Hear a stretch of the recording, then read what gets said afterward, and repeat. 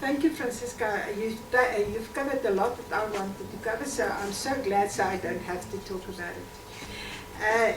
In this paper, it is not really a proposed framework. What I'm actually discussing in the paper is the proposed what must be done in future in South Africa with the implementation of our strategy in South Africa as well, and just to guide you on where we are currently standing in South Africa. So I just look a little bit at internet and cybercrime in Africa and in South Africa.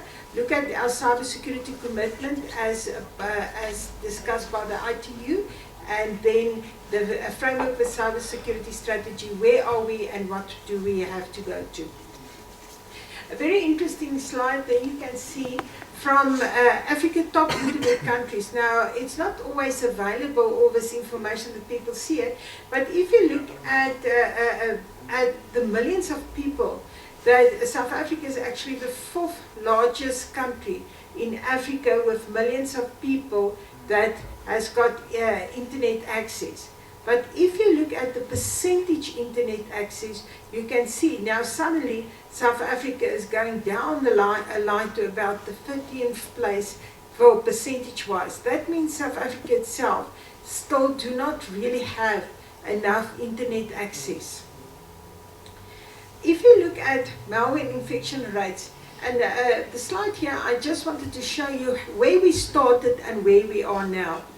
If you look at 2009, that was the start of broadband in South Africa. Before 2009, we had internet, but not real broadband. So therefore, because we didn't have broadband, there was not high levels of malware infection rates, and there was no emphasis on cybersecurity at all. So after 2009, if you look at 2015, we start to become orange. That means that's from the Microsoft Security Indexes. We started to get real malware threats.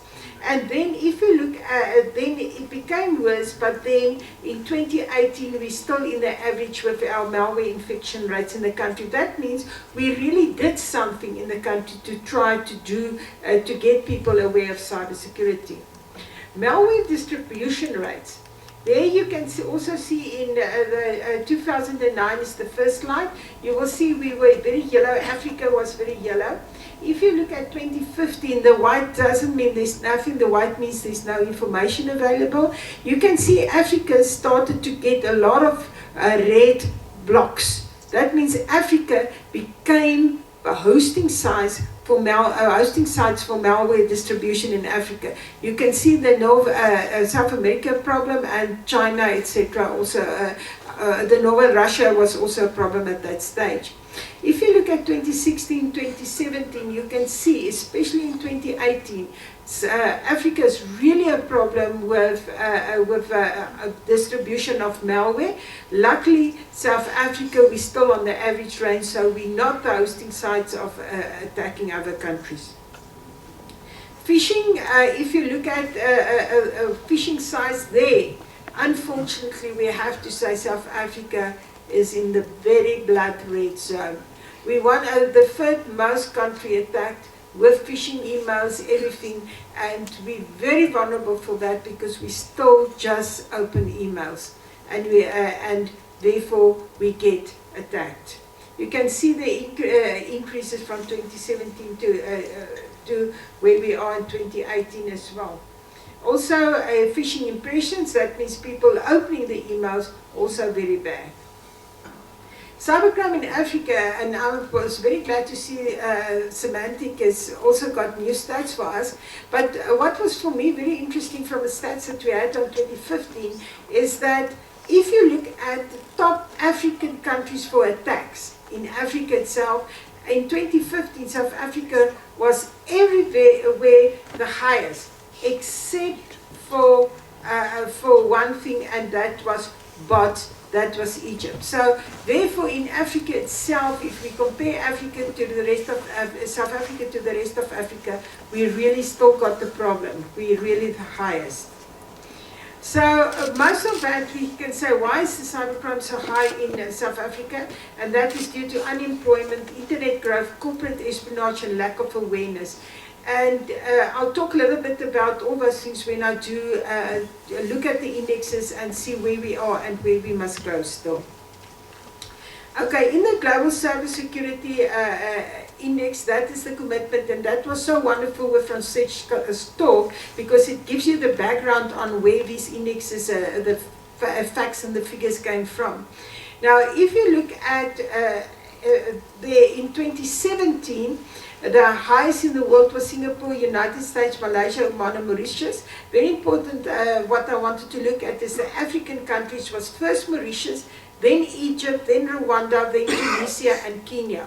But 2018 figures, look how that changed. Now, if you look now, even the top 5 countries in the world changed, but if you look at Africa, lucky for us, where Africa was number 10 in the previous year, South Africa moved to the 5th in the new index. Unfortunately, this information is very, very new, and we don't have access to the detailed report to give you the detail of each of these countries, and South African detail was not available there yet. But lucky for us, we can say in the last year, there really something happened in South Africa with the implementation of our cybersecurity strategies, etc. Let's just look now a little bit. Now, what must we look at? If we look at, on the one side we've got cybercrime, that means we want to protect people everywhere, but we also got cyber war. That means we must protect the country, but also ensure that we will be able to, if other countries attack us, to defend ourselves. Now, the same as Francesca said, what must we look at? We have to look at political and institutional world structures and legislation, then enforcement, national, regional, and international. That is a very important thing that I'll talk a little bit about, because you can't say you're in an island when you look at cybersecurity and cybercrime prevention, because we're all part of a global internet. Awareness, education and training, and cybersecurity professionals and research. And the last one is the cybersecurity proactive measures, infrastructure, software, hardware, guidelines and standards. Now let's look a little bit at South Africa and the cybersecurity proactive measures. This was still the old index of South Africa when we were still lower down, but there's not a lot of that changed since then. The one thing is standards for organizations. And luckily, Susan from Sabri talked about they're starting now to set up standards for organizations. But if I look at what Cicely said, there's no standards on how fast you have to communicate if you've got an attack. At this stage, no companies have to do it. The fact that Liberty had to talk about it in South Africa, the one thing is they have international stakeholders, and according to international law, they had to declare that they were attacked. But a South African-based country don't have to say that they are attacked. They can keep it quiet if they want to. But it's not always possible, because people do talk. But therefore we need to have standards to say, in this time frame, you have to report what happens, that you had a major attack, or what happens, that we can all know about it. I know, for instance, the banks also don't like to do that. They don't want to say if they've got attacks, etc., because it's not good for the images. Then the standards for professionals. We do not have a professional body in South Africa at all. What to say, what is the status of cybersecurity professionals? Unfortunately, we all know that we've got so much limited cybersecurity professionals in the country that I'm not sure even if we had as professional body, there is going to be a lot of people in that body. So that is really for us a problem. Then the last one is the cybersecurity metrics. Thank you very much, the metrics is coming. That we never had cybersecurity metrics as well, and that is also a problem. So the only thing that we had was this ITU metrics of South Africa that could give us a guidance on where we stand and where we are going. Awareness, education and training. Now, there they said South Africa is yellow. The only thing that they said there in South Africa is the R&D programs, that they said there's not enough R&D programs, and then the incentive mechanisms. Now, I'm not totally agreeing with this ITU metrics, because I think over the last 10 years there was quite a lot of research and development done in the cyber environment. But I must admit, there is not normally money coming in for that. People do it in their own time, a lot of their own time, getting the help from outside. So yes, if we look at money spent on R&D programs, it will be very low. But there was, they've done a lot of research in that area as well.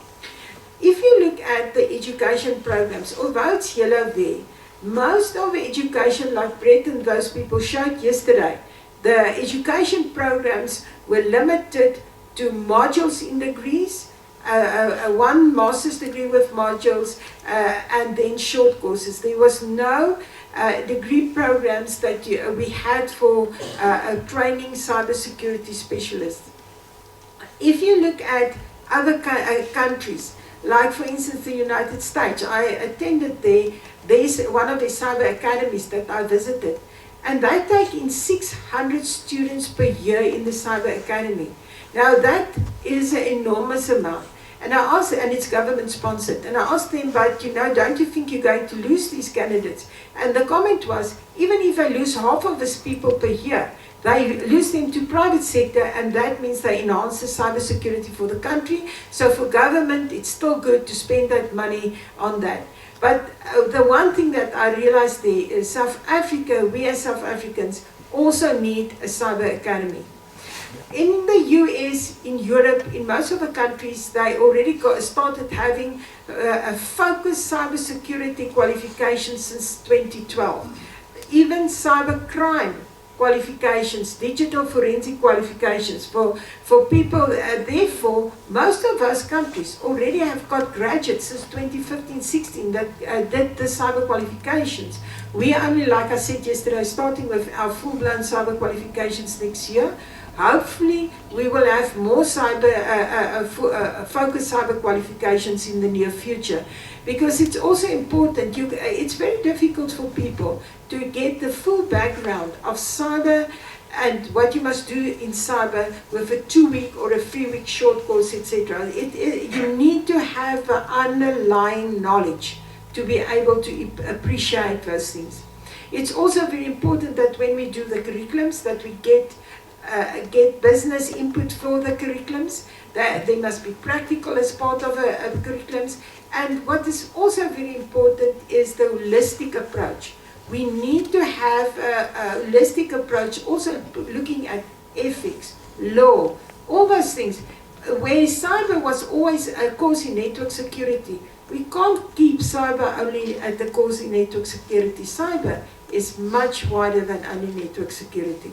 So therefore it is for us very, very important that we start looking at that. We also, I know Kira is busy at the Cybersecurity Hub, adapting the NIST framework to be a South African framework. I think that is a very, very important initiative. And we need to Africanize those type of documents, that we make sure that we adhere to those type of standards and get that implemented in South Africa. Then enforcement, the current laws, we won't believe it. The current law, it's the second last one. The Electronic Communications Transaction Act, the Draft Cybercrimes Bill, all those laws are very old, and we're still waiting. Our Cybercrimes Bill is already taking 3 years. Lucky that we're busy now with the implementation of a cybercrime strategy for the police, and although it's very slow, they're definitely going to start with the implementation process in 2020.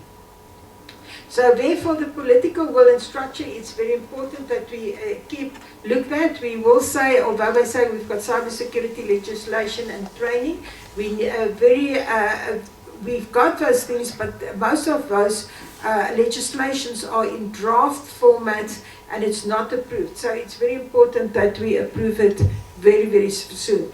Also, public-private partnerships. Our problem is that although we haven't ratified the Budapest Convention, and therefore we only have this ITU Strategy Summit of 2018 that the African countries said how they're going to work together. We will integrate everything in those, what we've done there, but we still, because we don't have the Budapest Convention, there's no good relationships between us exchanging information, no formal bodies except the banking sector, there's no formal exchange between the ISPs, etc. So we really got the problem. And that's it, that is where we currently stand.